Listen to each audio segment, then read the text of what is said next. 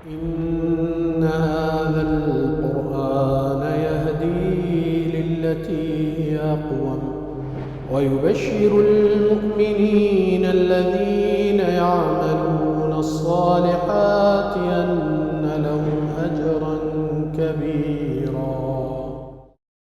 الحمد لله والصلاة والسلام على رسول الله وعلى آلہ وصحبہ اجمعین.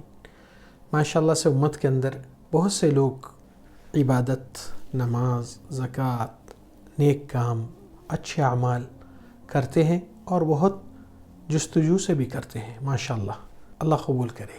مگر پریشانی کدھر ہے؟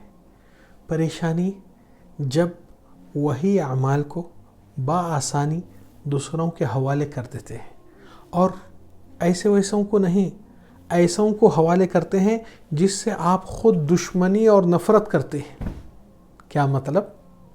مطلب یہ ہے کہ انسان کی زندگی میں غیبت ایک ٹرانسفر آرڈر ہے آپ کے نیکیوں کا دوسروں کے کھاتے میں، اور آپ سمجھتے ہیں کہ کسی کے بد پیچھے، کوئی مومن کے بد پیچھے آپ ناحق ان کے بارے میں کچھ ان کی برائی پیش کریں گے دوسروں کے سامنے، گویا کہ یہ کیا معاملہ ہوتا ہے؟ نیکیوں کو ٹرانسفر کرنا. اس لیے اللہ تعالیٰ فرمائے ذَلِكَ يَوْمُ التَّغَابُنِ. غبن انسان کو زندگی میں اردو میں کہتے ہیں کہ کوئی چیز انسان ہڑپ لے، چرا لے، مگر غبن ایسا معاملہ ہے عربی زبان میں جیسا کہ کوئی چیز کی ویلیو نہیں، مگر آپ دھوکے میں جا کر اس کو بہت زیادہ اس کا ویلیو کر دیے. آپ ایک پین خریدنے جاتے ہیں، وہ پین فلانی چیز کا برانڈ ہے مگر ڈپلیکیٹ پین تھا. برانڈ جو ہے وہ 5,000 روپے میں ملتا ہے. آپ نے یہی پین جو 5 روپے کا ہے اس میں 5,000 دے کر آئے، تو یہ غبن بولتے ہیں عربی زبان میں کہ انسان اوور ویلیو پے کر دیا ہے. تو یہاں پر بہت سے لوگ غیبت کو اتنا ایزی لیتے ہیں کہ دوسروں کو اپنے نمازیں، اپنے زکوٰۃ، اپنے خیرات صدقات، اپنے قرآن کی تلاوت، جتنی نیکیاں آپ جمع کرے تھے ان کے کھاتے میں ڈال دے رہے ہیں، جس کو آپ نہیں پسند کرتے ہیں. کتنی بڑی بیوقوفی نادانی ہو رہی ہے. اس لیے حسن البصری رحمۃ اللہ علیہ تابعین کے بڑے امام تھے، وہ کہتے تھے لو كنت مغتابا احد لغتبت والدی فانہما احق بحسناتی.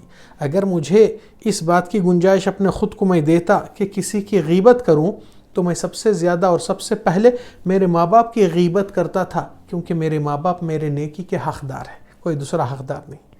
تو سوچئے آپ لوگ کہ اپنی زبان سے کتنے ایسے نیکیاں یہاں وہاں چلے گئے جس سے آپ کو دشمنی اور نفرت تھی، اور وہی آپ بغیر ان کو محنت مشقت کرائے گھر بیٹھے آرام سے ان کی نیکیاں پہنچ گئے اور ان کے گناہ آپ کے طرف آ گئے.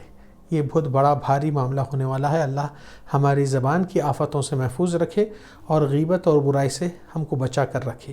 حالانکہ کئی محفلوں میں، کئی فونوں میں، خاص طور سے خواتین کیا کہتے ہیں کہ اللہ معاف کرے، پھر غیبت شروع ہوتی. اللہ معاف نہیں کرتا، ایسے وانٹڈلی آپ کر رہے ہیں اور کہتے ہیں اللہ معاف کرے، پھر اس کے پیچھے بھی بولتے ہیں ہاں نہیں بولنا چاہیے. پھر نہیں بولنا چاہیے تو کیوں بولے؟ پھر آپ کو سننے میں، بولنے میں احساس ہو رہا ہے کہ آپ کیا چیز کہہ رہے ہیں. سب چیز بولتے ہیں اور بولتے ہیں نہیں بولنا چاہیے، پھر کرتے ہیں حرام، پھر بولتے ہیں اللہ معاف کرے. اللہ حرام کو معاف نہیں کرتا جبکہ آپ بار بار اس کے اوپر اصرار کر رہے ہیں. جب توبہ کریں گے معافی ہو سکتی، مگر لوگوں کی عزتوں کو نیلام چنگم کی طرح لوگوں کی عزت کو پھیلاتے رہتے ہیں، تھوکتے رہتے ہیں ایک کے اوپر ایک، تو لوگ اپنے حق کو معاف نہیں کریں گے. نیکیاں لیں گے آپ کی نیکیاں اتنی محنت سے کمائیں، اس کو ضائع مت کیجیے اللہ کے واسطے. وصلی اللہ وسلم وبارک علی نبینا محمد وعلی آلہ وصحبہ اجمعین.